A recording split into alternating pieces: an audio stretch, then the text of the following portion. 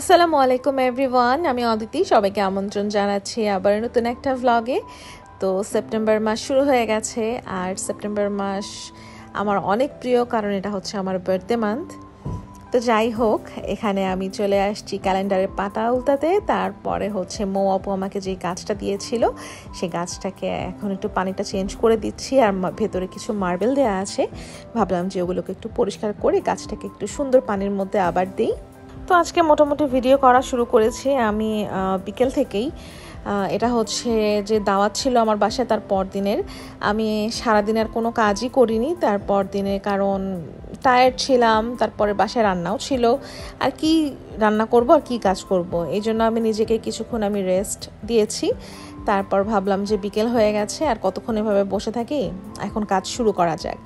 তারপরে হচ্ছে এখন ডাইনিং টেবিলটা ক্লিন করতে আসলাম, কারণ ডাইনিং টেবিলের অবস্থা একেবারেই খারাপ হয়েছিল। আর যেই টেবিল ম্যাট, টেবিল রানার যেগুলো ছিল, ওগুলো আমি সকালেই অবশ্য ধুয়ে দিয়েছিলাম, ওগুলো শুকিয়ে গেছে। তো ভাবলাম যে টেবিল মুছে এখন টেবিলটাকে আমি সেট করে ফেলি, নাহলে নিজের কাছেই অশান্তি লাগা শুরু করে যে কখন এটা ঠিক হবে, কখন এটা গোছানো হবে। মানে কাজ করতে এক এক সময় মনেও চায় না, আবার যখন এলোমেলো থাকে সব কিছু, তখন অশান্তিও লাগে যে কেন এলোমেলো আছে, কখন এগুলোকে আবার ঠিক মতো আগের জায়গায় রাখবো। প্রতিটা বিবাহিত মেয়েদের জন্য সংসার হচ্ছে আল্লাহর দেয়া একটা নিয়ামত, আর এই সংসারে নিজের হাতে কাজ করার যে কি একটা শান্তি, এই শান্তি আসলে আমি বলে বোঝাতে পারবো না। মানে দেখা যায় যে আমাকে যেই সাহায্যকারী খালা আসে আমার ঘর মুছে দিতে, তো দেখা যায় যে কোনো দিন যদি সে টাইমের পরে আরও আসে, তখন আমার মনে হয় যে আজকে বোধহয় আসবে না। তো আমি কি করি, নিজেই ঘর ঝাড়ু দেওয়া শুরু করে দেই। মানে আমি অপেক্ষা করি না যে সে কখন আসবে, সে এটা করবে। আমি মনে করি যে আমি বসে আছি, আর আজকে যদি সে নাও আসে, তখন তো আমার বাসাটা এরকমই পড়ে থাকবে। তো আমি নিজে থেকেই চেষ্টা করি যে ঘরটা ঝাড়ু দিয়ে এগিয়ে রাখতে। তো এইটাই, মানে নিজের সংসারে আসলে কাজ করাটা এটা অনেক শান্তির একটা বিষয় এবং অনেক গৌরবের একটা বিষয়। এটাতে মানে আফসোস করার কোনো কিছুই নাই। এনিওয়েজ, আমি মিস্টার ডিআইওয়াই থেকে 2টা স্টিকার কিনেছিলাম।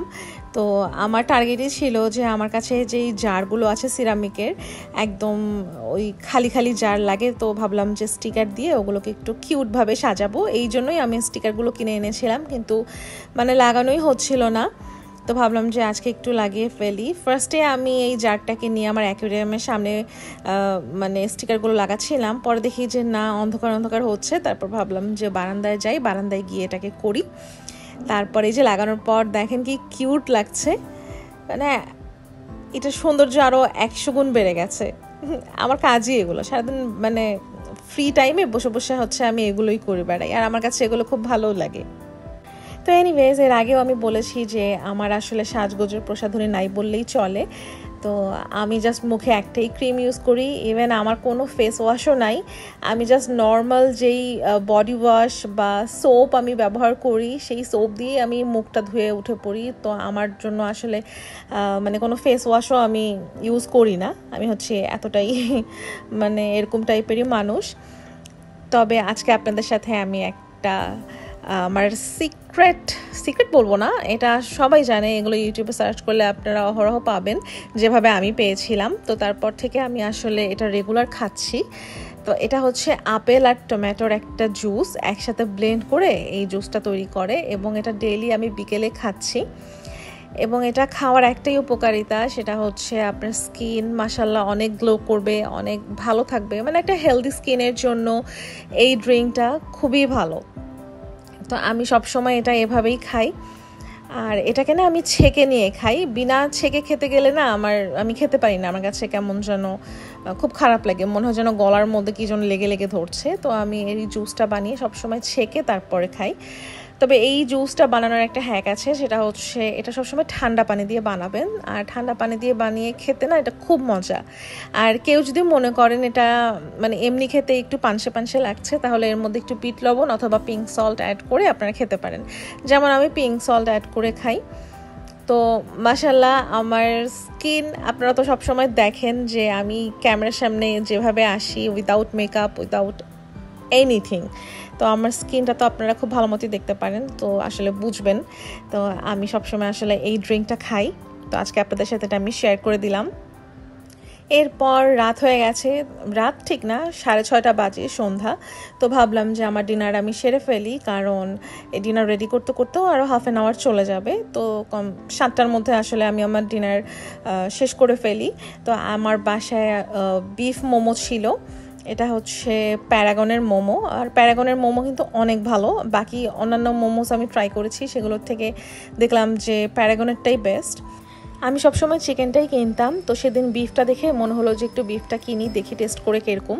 তো দেখলাম যে না, বিফটাও অনেক মজা, খুবই টেস্টি ছিল এবং আমার কাছে তো খুবই ভালো লেগেছে। আর যারা ট্রাই করেছেন তারা তো জানেন, আর যারা করেননি তারা ট্রাই করে দেখতে পারেন, এটা অনেক ভালো।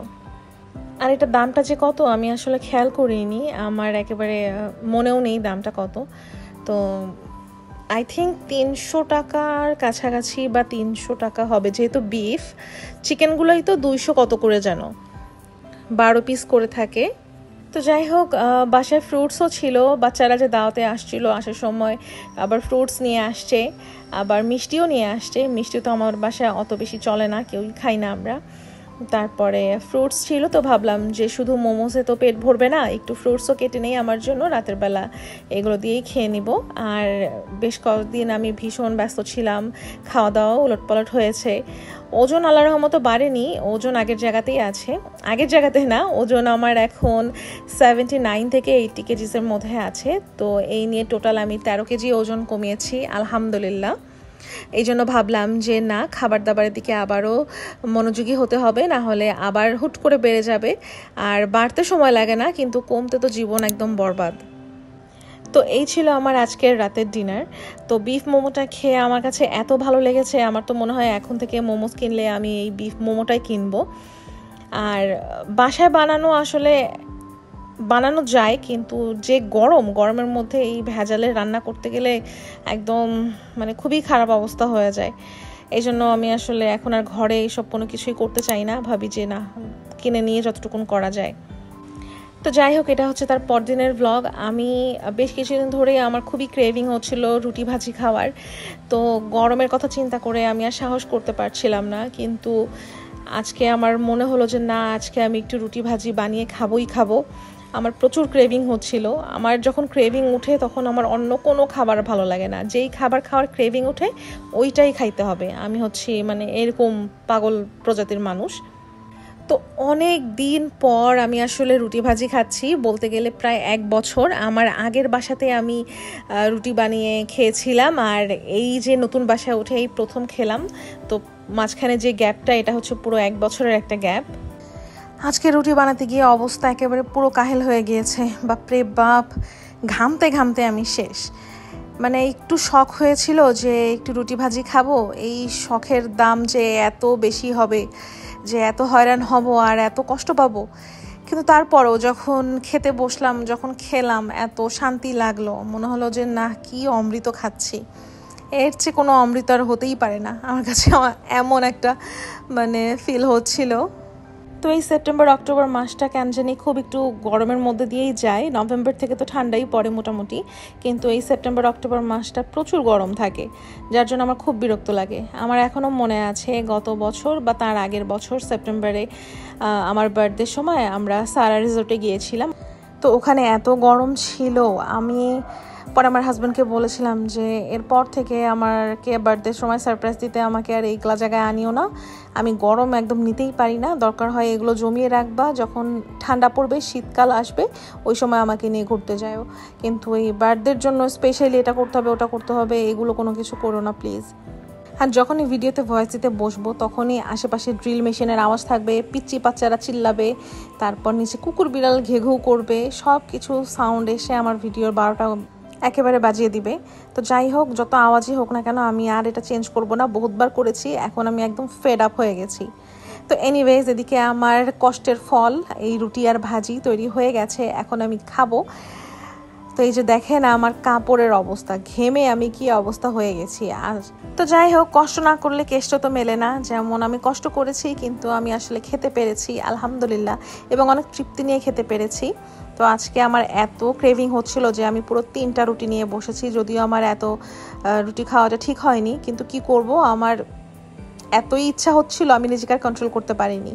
তো এনিওয়েজ এই ছিল আমার আজকের ব্লগ যদি ভালো লাগে তাহলে অবশ্যই like comment share and subscribe করতে ভুলবেন না। দেখা হবে নতুন অন্য একটা ব্লগে ইনশাআল্লাহ। টিল দেন টেক কেয়ার, আল্লাহ হাফেজ।